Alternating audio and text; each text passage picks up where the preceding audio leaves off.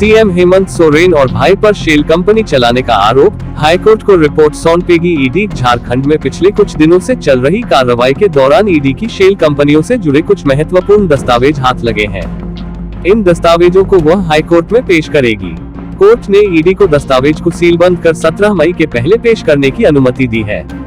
शुक्रवार को मुख्यमंत्री हेमंत सोरेन, उनके भाई बसंत सोरेन और सीएम के करीबियों पर शेल कंपनी चलाने का आरोप लगाते हुए दायर जनहित याचिका पर सुनवाई के दौरान ईडी ने शेल कंपनियों से जुड़े दस्तावेज की जानकारी कोर्ट को दी। ईडी की ओर से पक्ष रख रहे वरीय अधिवक्ता तुषार मेहता ने अदालत को बताया कि झारखंड में ईडी की कार्रवाई चल रही है। इस दौरान उसे कुछ दस्तावेज हाथ लगे हैं। इन दस्तावेज को वे हाईकोर्ट में पेश करना चाहते हैं। अदालत को बताया गया कि ईडी किसी भी मामले में खुद प्राथमिकी दर्ज नहीं कर सकती है, जब तक कि उन्हें सक्षम प्राधिकार से आदेश न मिले। इस पर chief justice doctor Ravi Ranjan और जस्टिस सुजीत नारायण प्रसाद की अदालत ने ईडी को सभी दस्तावेज सीलबंद कर हाईकोर्ट के रजिस्ट्रार जनरल के पास जमा करने का निर्देश दिया। सीएम के करीबियों के शेल कंपनी चलाने का आरोप लगाते हुए शिवशंकर शर्मा ने जनहित याचिका दायर की है। मामले की पूर्व में सुनवाई करते हुए कोर्ट ने ईडी से भी इस मामले में जानकारी मांगी थी। साथ ही रजिस्ट्रार ऑफ कंपनी को नोटिस जारी कर प्रतिवादी बनाया था।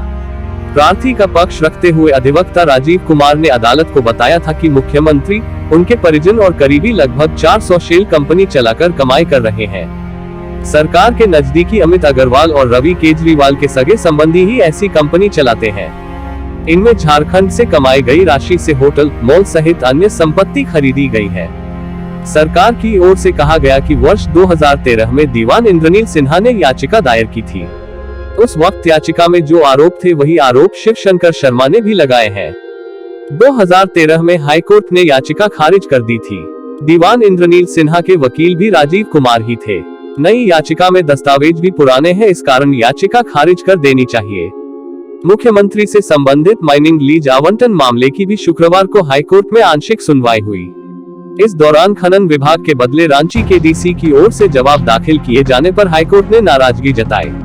Chief justice doctor Ravi Ranjan और जस्टिस सुजीत नारायण प्रसाद की अदालत ने कहा कि कोर्ट को उम्मीद थी कि खनन विभाग के वरीय अधिकारियों की ओर से शपथपत्र दाखिल किया जाएगा, लेकिन रांची डीसी ने शपथपत्र दाखिल किया है। अदालत ने सवाल उठाया कि क्या रांची डीसी को खनन विभाग की सारी जानकारी है। अदालत ने मौखिक कहा कि झारखंड के अखबारों में हर दिन राज्य में अवैध खनन होने की खबरें रहती हैं, जो काफी चिंताजनक है। सरकार की ओर से सुप्रीम कोर्ट के वरीय अधिवक्ता कपिल सिब्बल ने याचिका पर आपत्ति जताते हुए कहा कि सुप्रीम कोर्ट की गाइडलाइन के अनुसार यह याचिका सुनवाई योग्य नहीं है।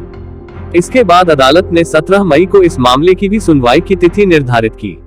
सुनवाई के दौरान अदालत मौखिक रूप से कौटिल्य के अर्थशास्त्र का जिक्र करते हुए कहा कि प्रजा के सुख में ही राजा का सुख होता है, यानी राजा का हित होता है, लेकिन स्वयं के सुख में राजा का हित नहीं होता है। क्या लीज वाले मामले में इसका पालन